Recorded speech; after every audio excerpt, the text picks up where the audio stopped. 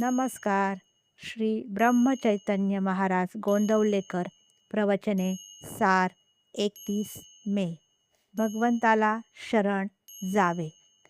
मी जे जे करतो ते ते भगवंताकरता करतो असे जो म्हणतो तो खरा आणि उत्तम भक्त होय.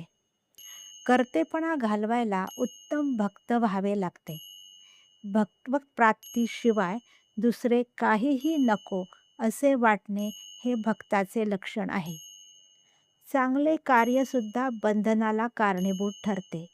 म्हणून कोणतेही कृत्य भगवंताला स्मरून करावे. जो काळ भगवत स्मरणात जातो तोच काळ सुखात जातो.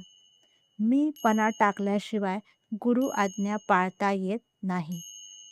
आपला धर्म आणि नीती सांभाळावी आणि संत संगतीत राहण्याचा प्रयत्न करावा. संत आणि प्रापंचिक दोघेही प्रपंच करतात, पण प्रापंचिक कर्तेपणा स्वतःकडे घेतात, तर संत राम करता असे म्हणून प्रपंच करतात. स्वतःला विसरणे म्हणजेच निर्गुणात जाणे. कृती करणाऱ्याचाच खरा वेदांत असतो. भगवंताला शरण जावे आणि त्याचे होऊन राहावे यातच सर्व धर्माचे आणि शास्त्राचे सार आहे.